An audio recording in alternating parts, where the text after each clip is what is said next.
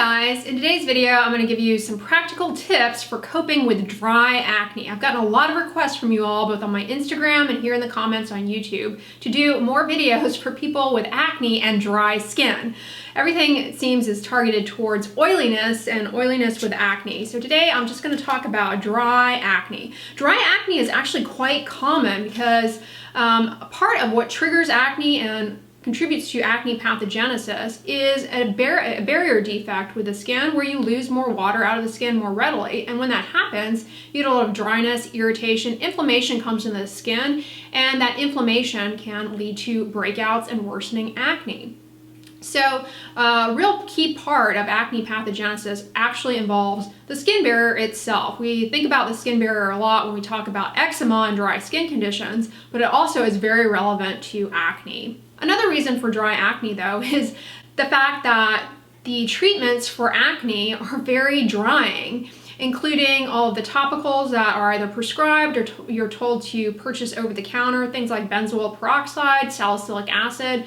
These are very drying. They're helpful, they're anti-inflammatory, but they also can be incredibly drying. Also, oral medications for acne, namely isotretinoin or Accutane, incredibly drying. Yeah, dry acne is actually quite common, so if you feel as though you're alone out there, you're not, trust me. All right, tip number one for dry acne is to avoid overwashing. I think if you cope with acne, you are sometimes susceptible to being misled that if you just clean your skin, that you will purge your pores and the acne will go away, and that if you just wash your face enough, then you can wash the acne away.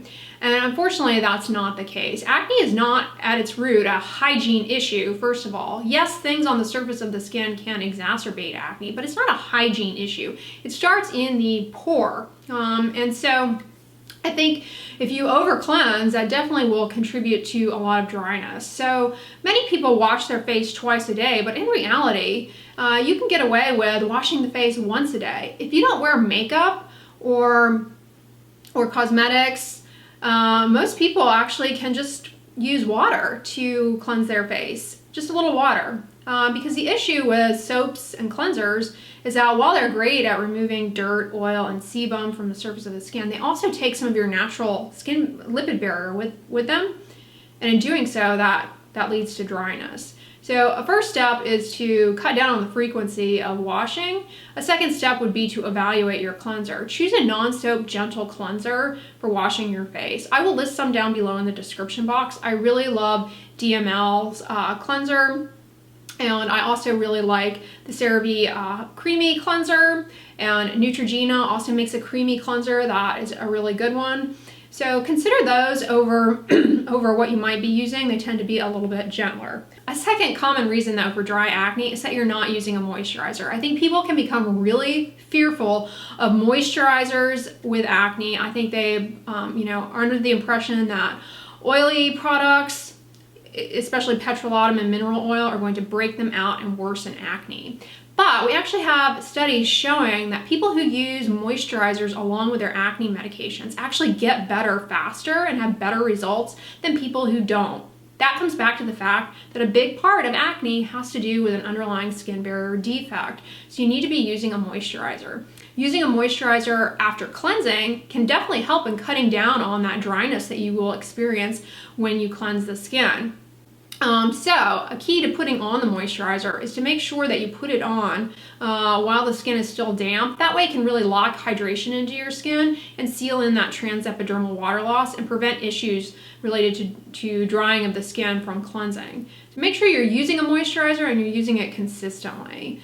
But navigating which moisturizer is going to be the best for you is a bit of a personal journey. It can be incredibly confusing. To be frank, we do always say select a moisturizer that is labeled non-comedogenic and oil-free, but in reality, those statements don't hold a lot of weight because non-comedogenic is not really clearly defined. The assays that are used to determine that are not highly relevant to real-life usage, so it can be incredibly misleading. Mineral oil, we know, is actually not comedogenic. That was demonstrated a while ago, but it still gets a lot of fear mongering around it. That being said, some products with mineral oil and oils do exacerbate some people's acne. So it's very individualized. But I can tell you, I'll list down below in the description box some great moisturizers for people with acne that are, you know, of course labeled, many of them are labeled oil-free. Personally, I love La Roche-Posay Cicaplast B5 Balm for really, really dry acne bouts. You know, when you've got acne that's like really peeling and drying, that's a great product to use. And another product that you can actually use on your face when the acne is really dry and peeling is the Theraplex Barrier Balm. I'll list that down below too. That is a good choice. It's, you know, labeled non-comedogenic, but that's a good one. And the thing about these more heavy-duty balms is that you can use them kind of more as needed. They don't necessarily have to be your everyday moisturizer, but if you are in the throes of really dry skin with your acne and you need something that will help remedy it quickly, that can be something that will address that skin barrier defect more expeditiously than just using a lotion or, you know, a facial moisturizer. These are a little bit more occlusive and can really help in remedying that situation. And then once things are better, you can go to more of a basic acne-friendly facial moisturizer without having to necessarily rely on that heavy balm all over your face. After a while, that might become aggravating to you. Another common reason for dryness with acne relates to, as I said earlier, the fact that a lot of the treatments for acne applied topically to the skin are very harsh. So make sure that you're not adding insult to injury by using a ton of other things that are harsh and drying. Soaps, cleansers can be very harsh. Select a cleanser for your face that is a pH of around 5.5. But to be frank, the majority of cleansers for the face are in this pH range. So you don't have to worry too much about that. But if you, on the other hand, if you use a soap, a bar soap for the body on your face, that may be too harsh for your skin barrier and lead to more dryness. So the pH is important. Also, there are other products that a lot of people pursue with acne that exfoliate and peel the skin, and I think they're under the impression that that will make the dry skin better, and it doesn't. It just exacerbates transepidermal water loss. So stick to what your derm recommends and your dermatologist wants you to use to treat your acne, rather than trying to add a bunch of other things that, you know, are sold in Sephora and Ulta. Those things can be very irritating and exacerbate dryness related to the acne. Things like toners in particular, a lot of the anti-aging products, the serums, you know, anything really can lead to more irritation. So keep it really simple, minimal. That way you're avoiding unnecessary use of ingredients that may be irritating, exacerbate dryness. Another thing that you might want to skip, I would encourage you to skip, is makeup. Makeup can actually be very drying. Foundations, powders, setting sprays, sometimes they have alcohol in them that can be drying on top of the acne. Sometimes they're just irritating. So I would say skip makeup. I know when you're coping with acne, that's like really, you lean into your makeup to camouflage things. Not all makeup is bad, but I would definitely recommend considering taking a hiatus from makeup if you are in the throes of really dry, inflamed acne. It definitely can help quite a bit. Makeup is not particularly moisturizing. It can be very drying and irritating. And then my last tip for dry acne is to get a cool mist humidifier for in your bedroom. I feel like a broken record because I recommend this frequently,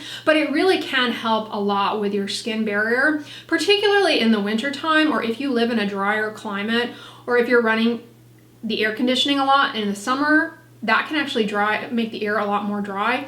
And when the air is dry, water leaves your skin more readily, can contribute to dryness and irritation. So having a cool mist humidifier in the bedroom definitely can help. I always get questions why cool mist and not warm mist, but cool mist actually is thought to not harbor bacteria as readily as a warm mist humidifier, and also warm mist humidifiers can actually potentially burn your skin if you get too close to them, so that's why we recommend cool mist humidifiers. But yeah, that definitely can help. And for me, I actually travel with a little mini cool mist humidifier, and I keep it out in my living room too, because I find that when I travel, that is really when my skin suffers, and it's related to the dryness in the cabin, of course, with flying, but also hotel rooms are like super dry. And so I just find that having that little portable humidifier in the hotel room when I travel helps a lot. I'll list it down below along with the humidifier that I use in my bedroom. but you know, any cool mist humidifier will suffice for your bedroom at night. But the little travel one is handy. The travel one though is not big enough for just like relying on for your room. You really need a dedicated, like, larger humidifier that will appropriately humidify the whole room. But the little mini travel one is super convenient for just adding a little bit of extra humidity to the room and helping when you're traveling. So yeah, those are my tips. Again, check the description box. I will list some cleansers, moisturizers. Yeah, I hope you guys enjoyed this video. If you liked it, give it a thumbs up, share it with your friends, and as always, don't forget, sunscreen and subscribe. I'll talk to you guys tomorrow. Bye.